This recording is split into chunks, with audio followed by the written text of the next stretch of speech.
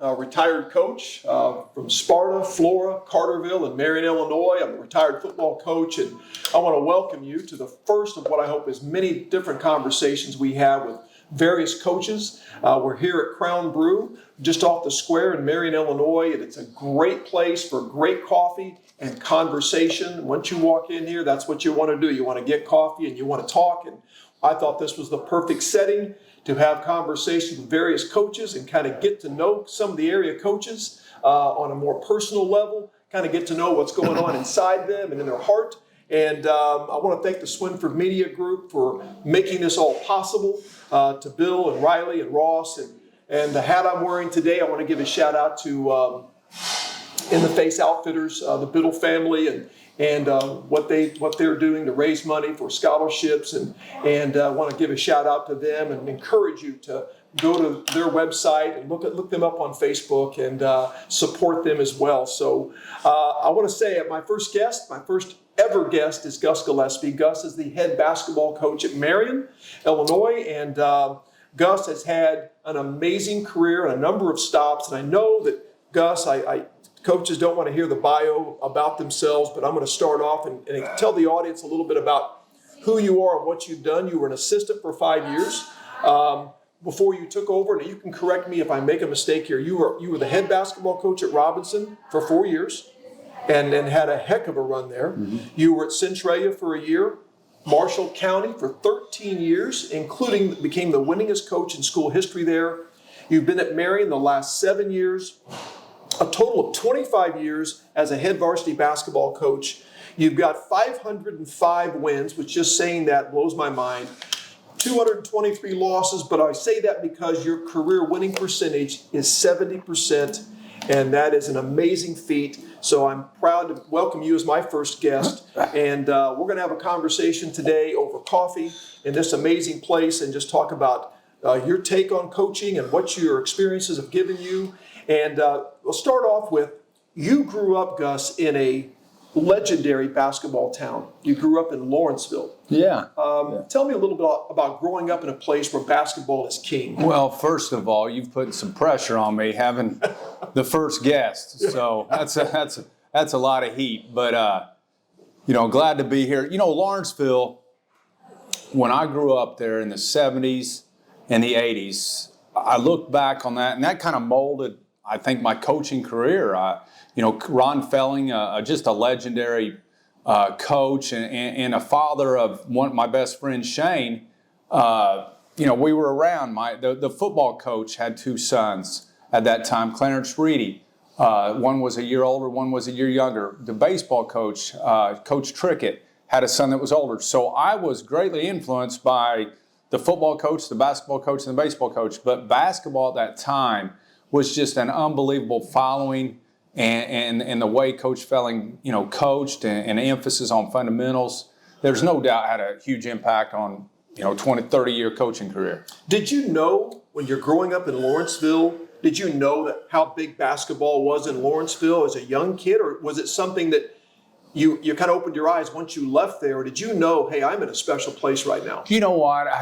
Looking back, I think we just, it was a different time period, but I think we knew what you were supposed to be. Yeah. You were supposed to, if you were in athletics, you were supposed to compete. You were supposed to be, a basketball player. Jay Shiler, Marty Simmons, Doug Novosek, the Leasty brothers. Yeah. Those guys, were role models, and I say that from a standpoint.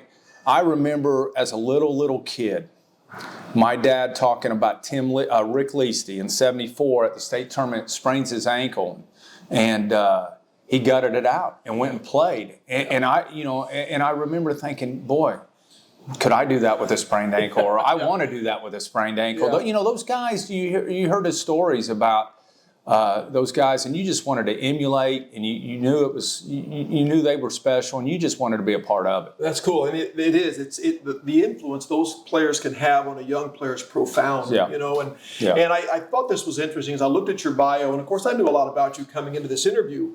But you grew up in Lawrenceville, you coached in Centralia, you coached in Mount Vernon, you coached in Marshall County, you're coaching at Marion. I mean, every one of those places, Gus, as great basketball tradition. You have been at the crossroads of some of the biggest basketball programs, not just in Southern Illinois, but in the entire state. Yeah. That's a really cool thing to consider, where you've been. Yeah, you know what? I look back on that and feel blessed at those opportunities. You know, I started out at a little school named Martinsville, and I was only there a year, and then went to Mount Vernon, and I happened to be in there at just a great time. Kent Williams was a freshman, Sure. Yeah. and you know, you had those guys, and Kent was a freshman through his senior year.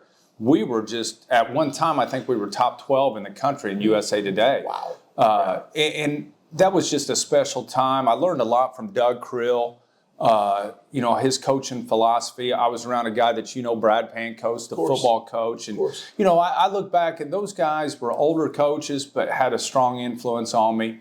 And then was able to get to Robinson and kind of get a program back that had suffered a little bit, and I had special talent there. You know, it takes talent. You know, it takes dudes, yeah. and I had some dudes at Robinson. There's no doubt, and you know, and I'm sure you can reflect on your coaching career, and you know, that time at Robinson in 2002, we were ranked about 3 in the state and got up there. I felt like we were the best team in the state in the 2-class system, and just did not play well. Got in foul trouble. And, you know, I was young back then and thought, you know what, we didn't get it this time, I'll get it the next time. And there hasn't been a next time. And, you know, the following year we're ranked 1 the entire season, 23 straight weeks ranked in the AP and number 1, and get upset by a Mount Carmel team in the regional that we beat by 25 2 weeks earlier. You know, you just never know when you're going to get that shot. But I learned a lot there. And, you know, Centralia, the program and just the reputation of coaching at Centralia was special, and it didn't work out. I didn't feel comfortable. I can say anything now, you know, I take jobs now because of administration. You know, that's been the biggest influence, I think. If you're going to coach and move around like a vagabond that I did at a time, you better have strong administrators. And when I was young, I didn't realize that. And I took that job, and I you know, for 20 years I thought I'd be there, and it just didn't work out. And then Marshall County, like you said, Marshall's got a great history in basketball, produced a lot of Division I players, and that was one of the biggest gyms in the nation. You know, and like I've always told my wife, with big basketball jobs come big basketball expectations, and you know, we've been able to survive some of that. So it's been fun. Learned, you know, and now at Marion, which I'm totally happy with, and very, you know, work with a lot of good dudes here. Well, I know you know, when you came to Marion, and I saw your resume when they hired you, and I'm like, man, we are so blessed to have this guy as our basketball coach, and then that respect for you, Gus, just continued to grow. And I want to say that, you know, I've been in this business. I was in this business a long time. And I think I've talked to a lot of coaches, and at a lot of schools, there is a struggle, a battle between basketball and football and sharing of players and so forth. And I got to tell you, you were as good a coach to work with as I ever had in my career. And I always appreciated that. So touch on that a little bit about your philosophy of having to share athletes with other sports, not just football, but other sports, and your take on that and kids playing other things. Sure. Well, first of all, I think you have to have kids play multiple sports. I grew up playing multiple sports. I don't think anything's changed. I think sometimes you know, another voice that's bringing discipline and fundamentals to their ear will help them grow as a player.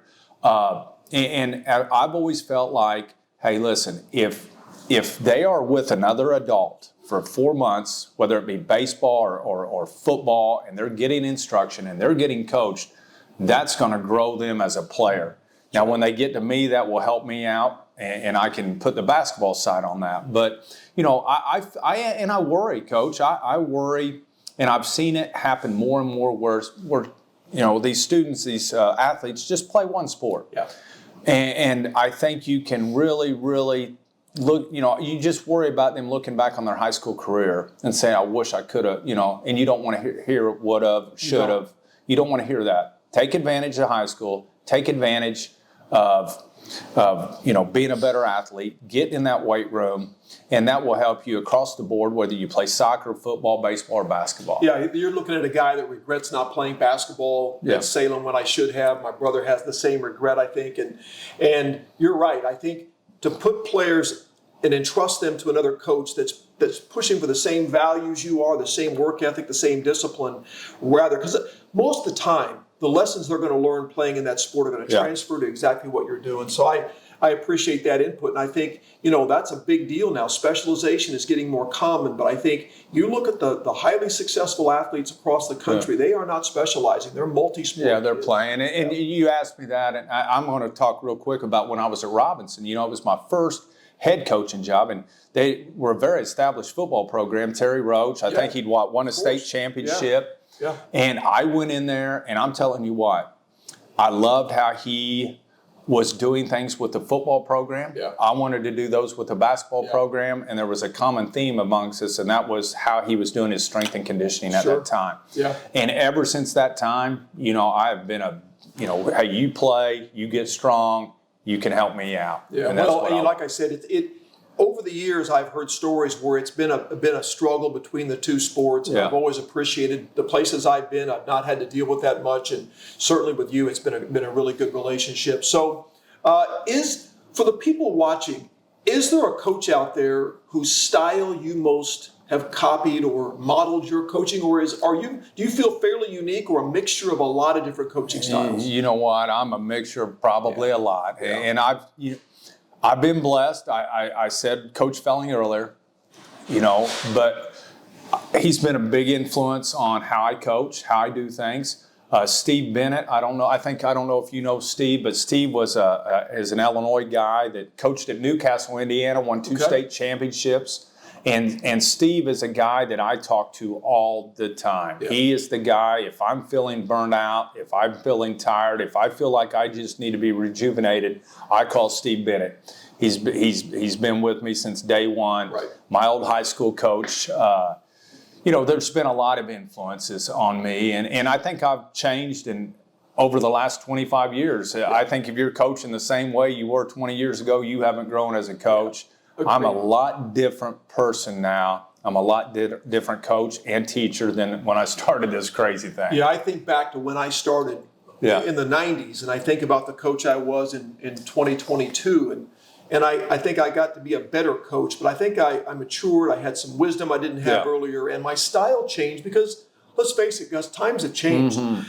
The coach I was in the 1990s wasn't a bad guy, but that style is antiquated now, and it's probably not going to be as accepted. It was the end of the old school era, kind of get in the face, scream, and I look back now and I shake my head and think, that was kind of same here.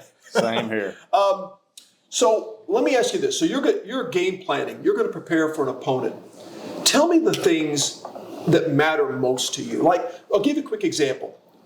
My last few years, we came up with 6 criteria that we were going to measure every single week. The kids knew these 6 things. Yeah. Things like third down conversion, turnovers.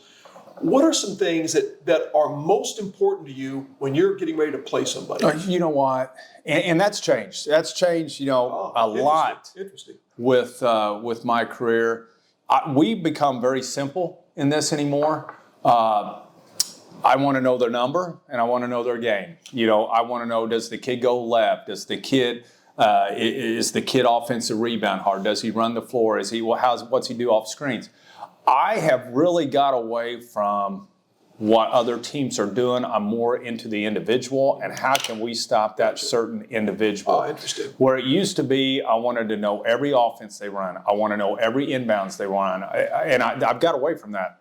And probably the guy that had an influence on me on that has won more games than anyone in the state of Kentucky. And he was the girls coach down at Marshall County when I was there. He was big on his team. Wow. And, back at that time, I probably worried. I was young at Marshall County. I was worried about the other team way too much. Yep. And I don't know, it's probably easier to do in basketball than it is in football simply because you're dealing with fewer numbers. But I really started gravitating towards let's be us. Let's worry about what we do. And then let's just focus on number and their game. And of course, down the road in January and February, tournament time, we're going to give them more. But usually early on, that's kind of what I go with. That's so good. I mean, and if any young coaches are watching, the nuggets of knowledge you're presenting are invaluable. And I think I simplified as I went through my career. I think I didn't practice harder. I think I practiced smarter. I prepared smarter. And I agree with you. I quit worrying about too many details and taking care of your own team first, because more games are lost by the mistakes you make than what the other team is doing. I mean, if you can avoid those things, I think you're on your way. So this is a two-part question. So what is your approach when your team is on a roll? Let's say you've won 10 or 11 games straight. You're on a roll. You're going to go into that locker room. You're going to go to the court. How are you going to approach a team that's on a roll right now, playing their best basketball? Yeah, and that happens. You can kind of feel it. I've always said it's kind of, it's like an amusement park ride. You know when your guys are really bought in. Yeah. One, I try to speak less. Okay. I try not to say as much. Two, in practice, I'm going to really try to keep practice short. I'm going to be worried about getting kids hurt. That's a big thing. We're going to shoot more. I am not going to say much. I'm going to talk about us more than maybe the other team. And just, I think that's something from a standpoint of just keep building that confidence, And I've had some success with that over my career. We've had long stretches where we've won a lot of games. I try to keep it really simple. I try to keep it short. And I really, really want to keep building confidence during those practices, during those games, because it's definitely a feel, and I think you know what I'm talking about. When you know your kids are bought in and they're playing at a very high level, I leave them alone. So, second part of the question, the opposite. Basketball's a long season. Oh, yeah. Invariably, most basketball seasons have that lull. You're not playing your best basketball. Yeah. So what is Coach Gillespie going to do when things are not going the way he wants them to? Well, first of all, and I know me and you talked about this before, I give a lot of time off. I'm a guy that gives. I'm not worried about, I think a lot of coaches think, well, if we play Friday, Saturday, I've got to practice Monday through Thursday. I've got to come in. I've got to do this on Saturday. If we're playing bad, let's get away from one another. First of all, let's separate for some time. Yeah. And then if we're one of the things that I've had some success with is if your kids are struggling, you got to let them know they're struggling. And you got to tell them why they're struggling. But then you've got to maybe give them something to believe in. Maybe a certain offense. Maybe change your defense. Maybe play someone that you haven't played. Something else to spark that, to give them a spark.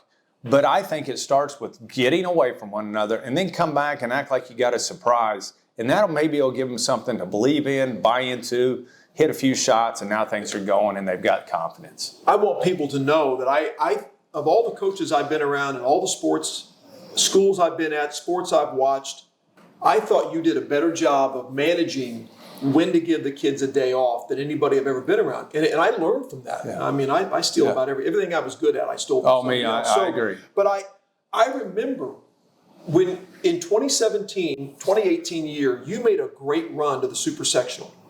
There was a point in that season, Coach, where things were terrible. Yeah. You had some internal stuff on the team. The team wasn't playing good. The season did not look promising. Mm-hmm. And I can remember watching you at times pull back a little bit. And I remember as you got closer to the regional, you even gave a day off on a day, and I'm thinking, I've never had the courage to do that. Yeah. And I love that because all of a sudden your team goes on a run, and I've never seen them play faster, play more fresh, play with more energy. And I know it's because I think you not only fixed what was wrong, but you allowed them to peak at the right time, and I think you have a knack for that. Well, that year was something. That year was something. First of all, I was driving back and forth from Kentucky to Marion. But I think a lot of times, and I was this way as a young coach. As a young coach, I practiced way too long. Yeah, I practiced every day. Me too. And it was a fight every day. I heard a guy say one time, college coach, He said he'd take fresh legs and fresh minds. If you have those two things, you're going to be fine, especially late in the year. And that's one of the things that I heard that at a clinic one time. I was in Tunica, and I thought, you know what? I don't have my kids fresh. Yeah. I look back on my 03 team getting upset, getting beat. We felt the pressure. We were tired. And from that point on, I just, I think sometimes I need a break. I think they need a break. And unfortunately, a lot of young coaches and a lot of coaches just simply cannot break that. They cannot do that. I've always been a guy that feels comfortable with that. It's kind of my personality. Come back, give you a day off, and then come back and get things going. But yeah, that season was we gave them a day off. I'll never forget it. We gave them a Wednesday off after we got beat at Murfreesboro on a Tuesday night. We're talking about that first season I was at Marion. And I had a coaches meeting. It was me and Coach Wimbo and Coach Scott McKenzie. And we came up with a practice plan. And I think the kids sensed this time was for real. And we had a practice that wasn't a hard practice. It was a 90-minute practice, maybe a little bit longer. And we had it skidded. And we said, you're going to do these, this, or you're going to have to maybe some extra conditioning. But, we have talent here. We need to move on. Yeah. And you know what? For some reason, they bought into that. And we never lost another game until we were up at Springfield. Yeah. And every practice was pretty much the same. Yeah. It's the only time I've really ever skidded a practice. And we had skip practice for the last 4 weeks of the season, and it worked. Well, I remember watching it unfold and not recognizing the team that I was seeing at the regional, the team that upsets East St. Louis, the team that I'm watching. I'm thinking, what did he do to this basketball team? Because it was brilliant. I also have to tell you, Coach, I'm not a basketball expert. I never coached basketball, but I've watched it my whole life, which doesn't make me much of any kind of expert. But I can tell your game plans are effective. And so hats off to you and your philosophy, your strategies. So let's take a moment. You mentioned him. Let's talk about Scott McKenzie. Yeah. Who he is and what he means to your program and what he means to you. Well, first of all, I coached Scott at Marshall County. He was a 2-year starter, played on a very good team his sophomore year. So he played JV, limited varsity. But, a lot of people don't know this about Scott. Scott was a tremendous player at Marshall, tough guard for us, broke his hand in the regional final to go to Rupp Arena. We get beat in overtime. He plays the entire game. If he's healthy, we make another trip. Right. But hey, the kid didn't even let me know he had a broken hand. And then he went on and played some college basketball. But he was my assistant at Marshall 2 years. And then when I came up here, he said, I'm coming with you. That's awesome. And he said, I need a change. I want a fresh start. And he's growing so much as a coach. I mean, the guy, we're lucky to keep him here right now. There's a lot of jobs opening up. He's highly qualified to be a very good varsity level coach at any level, whether it be 4A, 1A, whatever. I hope we can keep him till I'm done. Yeah. He means the world to me. Jana had him and Brooke. We had them all in class. So we had his entire family, Brooke and Scott, in class. But Scott is just been a big part of my life now for a long time. Yeah. So he's a worker. He's knowledgeable. He's tough, he's loving, he's all the things you need to have in an assistant coach, and he's going to be a heck of a head coach. I appreciate you sharing that, because on the outside looking in, I know the value of great assistant coaches, and any success I've had as a coach came at at the expense of using the talents and skills of lots of other people, and I know what my coaches have meant to me and every place I've been, and I know what I could tell that he is a huge asset for you, and he's got a great future in this business. He does. So really does. If you were talking to a young coach is watching, or they were to ask you, how do you coach basketball at the level you've coached it at for 25 seasons? You'll probably end up close to 30 or more by the time you're finished. What's the secret to longevity in this business? Because this is a tough business, Gus, and a lot of guys are getting out. Yes, they're not lasting as long as I did and as long as you're going to last. So what would be the secret, in your opinion, advice to a young coach who wants to have longevity? What should they do? You know what? I've always looked for older coaches for advice. I've always reached out. I think as a young coach looking back, I was constantly, whether it was Kenny Crawford at T-Town, Mike Waldo at Edwardsville, Steve Bennett at Newcastle, I was constantly calling those guys. I was probably bugging them. I was a young coach. But I still try to do that. I still, Bobby Wagner, who's no longer coaching, there's about a select 4 or 5 guys that I'm constantly calling to stay motivated, to try to stay ahead of where I need to be. I think you've got to stay ahead of it. Know the game's changing a little bit, and what are they doing at the next level? What are successful high school coaches doing? Whether it be in Kentucky, which I know a lot of people in Indiana, and I feel like Coach Scott McKinney and myself, we're constantly looking out and trying to find a system that'll rejuvenate us, to spark us, and put our kids in a good position. So I just think you've got to, constantly be talking to people about this game. Amen. And what can you do to be better, and what can you do to put your kids in a chance to be successful. Yeah, you have to stay hungry. You have to stay humble about where you are. And certainly I've watched you, and I know the network of people you have and the people you call, and we've talked about that before, and I wanted you to share that because young coaches, I think, tend to feel this burden of having to know everything, and they don't. Don't be afraid to reach out and ask for help and get some guidance from people that have been there. So the next question is a little bit on the spot, but how you coach, it would be another long podcast to get into the specifics of it. But I think the big thing right now in business and in different aspects of work, people want to know what your why is. So if someone were to ask you, why do you coach? What would you say the answer is? You know what? First of all, the why I coach is I love to watch a team start here and get here. Yeah. That 4.5, 5 month season, that is why I like to coach. I like to take a team and see what the end's going to be. I know what the start is. And I know that might be a silly answer, but that is one of the things that I find, I've often, my brother's into welding and stuff, and he can walk out of his job every day and look at the accomplishments, every day and get that satisfaction. Where if you're a teacher and a coach, sometimes you don't see that completion. You don't see that project. You really don't. Right. But sometimes you can in basketball, and that's why I like that. And I think that's what is fun about coaching. It's fun about the why I do it. And, you don't do it for the money. You don't do it for, because no matter how many games you win, they're not going to pay you any more money anywhere I've ever been. So you've got to find something that you really love about spending all that time and all that energy. That's correct, Coach. It's a great answer because I've learned that if you focus on the how you coach, and that's a great way to get better. But I tell you what, if that's all you focus on, you're going to have a burnout stage. Mm-hmm. I had that at a period in my years. But if you remind yourself of why you're doing it, it helps to avoid that because I think that ultimately becomes the motivator. Not just how I do this, but why am I doing this in the first place? And so that kind of helped me get recentered again. Yep. Let's talk about Jana.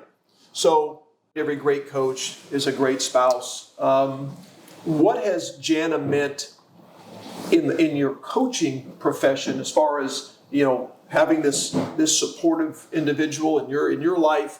Through your coaching career, the places you've been, the changes you've made, and the challenges you've had. Yeah, it's been, what's funny, when we got married in 96, from our football coach, Clarence Reedy, who's now passed away, him and his wife gave Jana a gift. Well, along with the gift was a poem that was titled Never Marry a Coach. That's great. And we've had that poem on multiple refrigerators in multiple communities, and it's the truth. And probably reading it now means more than it did in 96 because I can see I can see what we've been through. But, Jana obviously has had to sacrifice friends. Sure. She's had to sacrifice comfort and security by moving around from job to job. Right. And that says something about her. And not only that, but raising two small children. When I was out coaching and doing this and that, she was at home 3.5 hours from any family when we were in Kentucky. The kids were little. And, she would literally be with them for hours. And then when I'd come home, she might say, I need to go do this. And I'd be calling every 10 minutes, where are you? I can't do this. So, it's been not everyone can be a coach's wife. No, sir. Not everyone can be. And I've always said this, it's tough to be the coach. It's tougher to be the coach's wife because of the criticism that they take sometimes, the unfair criticism that I've had to listen to my wife endure over the last 25 years. And I know it just takes a special person. It does, and she is. And you can see that, and you can see the bond that you guys have together. And I know when I was getting ready to get married to Tracy, and her father, my father-in-law, said to her, do you know what you're getting into, marrying a coach? And I assume that she kind of did, but I don't think you can fully understand it until you're in that no, I don't think so. Coaching. So, last basketball question. What can we expect from the 23-24 basketball Wildcats? You know what? I am expecting, if you show up to a game, you're going to say, well, Coach Gillespie's changed a lot, how he's doing this, how he's doing that. And again, I think that's part of first of all, evaluating your team. Yeah. What can they do and what can't they do? Let's play to their strengths. That's Let's worry about, try not to worry about what they can't do. Let's do what they can do. So I think Coach Scott and I have really, really emphasized a system to get these guys to show their strengths. Yeah. And it's definitely different than we played offensively and how we played defensively my last 6 years here at Marion. So I'm excited. I think we've got kids that are hungry. We've dedicated ourselves to a strength and conditioning program since the third week of March. I think it'll really show. Yeah. And we'll just see. I think, and you know what I'm saying this, you either have it or you don't. You either have chemistry or you don't. Yeah. You as a coach, as bad as you want to make chemistry on a team and install it, it's either there. We have chemistry. That's good. That's a good start. That's huge. That's a good start. That's a big part of it. Two other things that connect you and I. You're a social studies teacher. You're an NEC guy too, Salem, Lawrenceville. Yeah, that's right. Yeah. Northeastern Conference group in Salem. You're a Lawrenceville guy, social studies guy, which is there's a connection there. We taught in the same department for several years. And when you got here, I saw your resume. I knew I saw you must be a successful coach. My goodness. But you're also a Miami Dolphin fan, which there's not many of us around here. But I knew when I saw that they've hired the right man for the job because he must be really. He's endured those years. Yeah, we both became fans during the glory days, and we've endured a ton of mediocrity. We're better now, so you and I are going to celebrate that. And last but not least, we are in the same fantasy football league, the JV league, the JV league, which we got demoted to. Yes, we're in the JV league, and you only lost one game this year. To you. Thank you. So I wasn't. To you. But I'm better, thank goodness, because I've been bad. I'm better, and I don't know how I beat you, but it's been a lot of fun playing that and having some fun with that, and being able, for the first time in a long time, I get to talk a little bit of fantasy football trash, which I haven't been able to do. But I want to tell you what a pleasure it's been to have you.